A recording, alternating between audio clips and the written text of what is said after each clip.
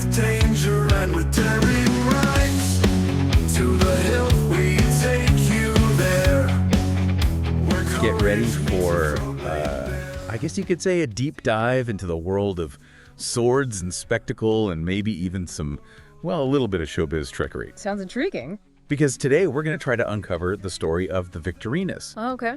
A husband and wife act from the late 1800s, early 1900s. Wow.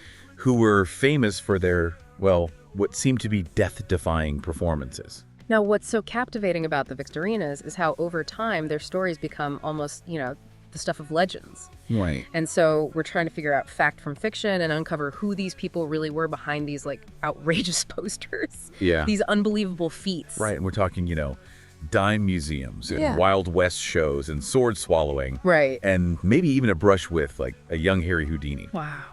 So to kick things off, maybe for listeners who aren't familiar with this era of entertainment, can you paint a picture for us? Who were the Victorinas and what made them so special? Sure. So the husband and wife, their real names were Joseph Bryant Hallworth.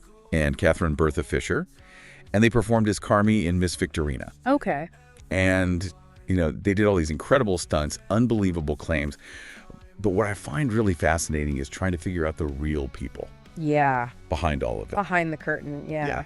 So let's start with Karmi because I was reading some of these posters and it's this sounds like something straight out of a tall tale. Oh, for sure. We're talking swallowing table legs, being buried alive for days on end. Yeah. What's the story there? Well, he was a showman. I mean, he really knew how to play up to the audience, grab their attention, and hold it. Right. And so he created this persona as a Prince of India and, High Priest of Conjurers, and told these elaborate stories. I mean, he claimed to have learned to read at age 3. It's almost like he understood the power of a good story. Exactly. Even if it was, shall we say, embellished. Embellished, yeah. A little bit for effect. A little bit. Yeah. And you can see it. I mean, it's not just in the things he did, but the way he presented himself. Right. It makes you wonder how much of what people were flocking to see was actual skill. Yeah, how much was real versus... Right, versus the showmanship of it all. Yeah, and it makes you think about performers, even today. Oh, absolutely. How they have to kind of craft a persona. Yes. And grab people's attention. It's a tale as old as time, really. It is. But let's talk about Miss Victorina, because she wasn't just there for the show. Oh, no. Not at all. I mean, Right. she was a celebrity in her own right. Yeah. I mean, she was a world-famous sword swallower. Really? Oh, yeah. World-renowned. Wow. She was given the title, the most famous sword devourer in the world. Wow. And we even have a poster that we found in Germany. It's written in German, of course. Of course. That has that proclamation. Wow, 16 swords. Seriously. 16 swords. Okay, so you're going to have to break this down for me, because how is that even physically possible? I mean, were the swords specially made or something? Well, I mean, swallowing any number of swords is impressive and dangerous. Yes. But to do 16, that is remarkable. Yeah. And it really took an incredible amount of skill and control and, well, frankly, a tolerance for risk. Yeah, a high pain threshold, too. And, in terms of the swords, that's part of what's so fascinating. Yeah. There really isn't a lot of documentation about, what kind of swords they used back then. So it wasn't just showmanship. This woman was incredibly skilled. Oh, yeah. It makes you wonder, though, if her accomplishments, I don't know, maybe they were sometimes overshadowed by Karmi's flair for the dramatic. I think that's a great question, and it's certainly worth considering because, it's not uncommon for female performers, even those with these incredible talents, Yeah. to be, maybe, I don't want to say overshadowed, but, Yeah. Especially in that era. Yeah. But, we have glimpses of her reputation, like this poster that we have. That's in German. Yeah. That calls her the most famous sword swallower in the world. Well. I mean, that speaks volumes. Yeah. About her standing amongst all of these Amongst her peers. These daredevil performers, yes. Absolutely. And speaking of daring, you mentioned a story about her pushing a sword further down her throat after it pierced her during a performance. Yeah, it happened in Boston. Please tell me I misheard that. No, you did not. Oh, my gosh. She was in the middle of a performance and a sword actually pierced her throat. Oh, my gosh. Do you imagine the panic in that theater? Yeah, I'd be running for the hills. But, instead of doing what any, sane person would do, she just pushed it down further. What? And finished the act. No. Are you serious? Yes. She's a trooper. Oh, my goodness. She was pro. She was a true professional. She was. But that must have landed her in the hospital for a little while, at least. You know it. It did. It put her out for about 3 months. 3 months. That's dedication. That's dedication. And maybe a little bit insane, but I guess she recovered. She did recover. Yeah. These performers were tough, resilient, That's amazing. clearly unafraid of a little danger. So we've got this husband and wife team. Yes. They're both incredibly skilled. Yeah. They're traveling around the country, Yes. performing at all sorts of venues. Right. What was their life like beyond the stage? Well, I can tell you their lives were anything but ordinary. Imagine going crisscrossing the country, performing in dime museums, Oh. Wild West shows, even gracing the vaudeville stage. I mean, they really had their fingers on the pulse of the entertainment scene at the time. Wow. They really did. It sounds like they were everywhere, these two. Oh, yeah. Which makes me think about that chance encounter that they had that, we've read about in our research materials. Right. You mentioned earlier that their paths crossed with a young Harry Houdini. Oh, yeah. Isn't that incredible? Tell me everything. Just imagine the Victorinas, already these established performers, sharing a stage with a young Harry Houdini, Wow. who, of course, went on to become a legend. Talk about a meeting of the minds. Or I guess masters of illusion, right? Where did this encounter take place? It all went down in Chicago, of course, in a dime museum. Of course. Colin Middleton's Clark Street Dime Museum, to be precise. Okay, stop right there. Yeah? A dime museum. You're going to have to elaborate on this. Right. What exactly went on at these dime museums? So picture this. A huge hall, kind of dimly lit with all these different stages set up around, and on each stage there's a different act. Okay. You might see anything, from strongmen to contortionists to exotic dancers, No. and of course sword swallowers like Miss Victorina.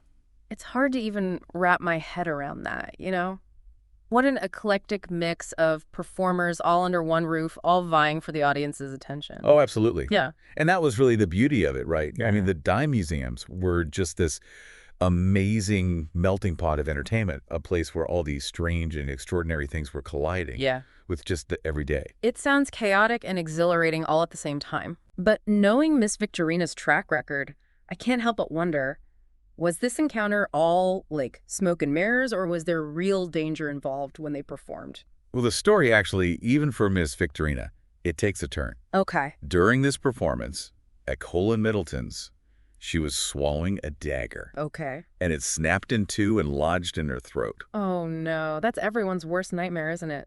A broken sword lodged in your throat. What happened next? Well, you'd expect chaos, right? Yeah. Like a mad dash for the stage, someone calling for a doctor. Yeah, get a medic. But no, Miss Victorina, ever the professional, Oh. calmly reached down her own throat, pulled out the broken blade, and continued with the show. You're kidding. Talk about grace under pressure. This woman was truly extraordinary. I know, right? It makes you wonder, how did she do it? Did she ever talk about her craft or offer insights into how she pulled these feats off? Well, they had this publicity booklet that they put out, and it was called Textbook on the Art of Sword Swallowing, explaining how to do it 16 different ways. 16 different ways. Okay, that title alone is a mouthful even without the swords. Was it a legitimate how-to guide? Did it reveal any of their secrets? Let's just say it's best taken with a grain of salt. Okay. The book was definitely more showmanship than instruction manual. Right. In fact, they threw in some mythical advice and an untranslatable ancient script just to add to the mystique. Classic Karmi, never missing an opportunity to weave a good yarn, even in a how-to guide. But it sounds like a fascinating glimpse into their world, don't you think? Kind of a tangible piece of their legacy that they left behind. Oh, absolutely. It's a collector's item now. Wow. But, speaking of legacies, we've talked a lot about their lives on the stage, but what about their life after the spotlight faded? Right. Did they keep performing these death-defying acts, or did they, seek a quieter life? Yeah, what happened after the curtain closed on their careers? It's quite a shift going from the dazzling world of dime museums to, well, whatever came next for them. Well, from what we've gathered, they settled down in Lowell, Massachusetts. Oh, wow. Okay. And it seems that Joseph returned to his earlier trade as a printer and engraver. Oh, interesting. A quieter life than, the grand pronouncements of Carmiel. Right, a little less flashy. Yeah, and Catherine seemed to focus on family life. It's quite a contrast, isn't it? It is. From the center of attention to the quiet rhythms of everyday life. Did they ever express any, I don't know, longing for their days on the stage, or did it seem like they embraced this new chapter? It's hard to say for certain, but what we do know is that they left behind this incredible legacy. They did. I mean, here we are, over a century later, and we're still piecing together their story, I know, it's amazing. marveling at their daring, trying to decipher the man behind the curtain. It really is remarkable. Their story kind of reminds us that even in a world that's, saturated with information, there's something really magical about unearthing these kind of forgotten chapters of history. And for our listeners who, like us, are completely enthralled by the world of the Victorinas, is there a resource that you'd recommend for diving deeper? Absolutely. There's a great book called To the Hilt, A Sword Swallower's History of Sword Swallowing. Okay, I have to ask, what's the story behind that title? It gets straight to the point, that's for sure. Well, the book delves into, the entire history of sword swallowing, Oh. from ancient rituals to modern-day performers. Wow. The title is a nod to the ultimate test of a sword swallower's skill. And it's co-written by Dan Meyer, who's a sword swallower himself, Oh, wow. and Mark Hartzman, who's a historian and specializes in, sideshow entertainment and things like that. Wow, what a duo. Talk about like a wealth of knowledge and experience to draw from. Now, this book sounds like a must-read. I mean, not just for those who are fascinated, by the Victorinas, but anyone who wants to learn more about this, like, death-defying art form. When was it published? It was released on February 28th, 2025. You can find it on Amazon, Barnes & Noble, Books A Million, Target, pretty much all the usual places. Perfect. For those who, like to get their deep dives in audio form, is there a podcast or perhaps an audiobook version available? You're one step ahead. There is a To the Hilt podcast, and it delves even deeper Awesome. into that world, has interviews with historians, even some modern-day sword swallowers. That's incredible. I might have to give that a listen myself. And for listeners who want to learn more about the book, the podcast, and of course the captivating world of sword swallowing, where can they go? You can visit either tothehilt.net or tothehiltbook.com for more information. Well, folks, there you have it. The Victorinas, a husband and wife team who kind of leaped from the pages of history to capture our imaginations. They really did. We started with these faded posters and these unbelievable feats, and through this deep dive, we've uncovered this truly captivating story of ambition and skill and this undeniable allure of a well-crafted spectacle. Yeah, I mean, as we've, kind of peeled back some of the layers, uncovered some of the truth behind the illusions. Yeah.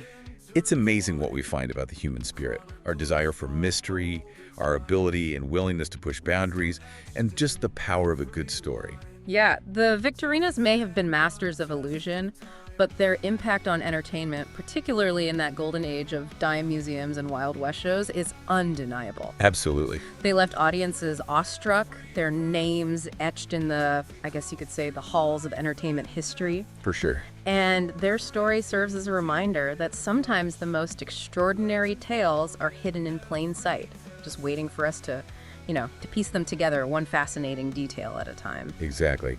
So the next time you stumble upon, a name, maybe it's whispered on the wind of history, take a moment, listen. Yeah. You never know what extraordinary journeys you might uncover. You never know. To the hills with every breath, dancing close to life and death.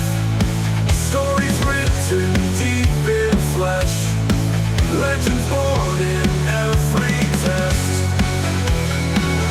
Through history's winding path, crafted with an iron grasp.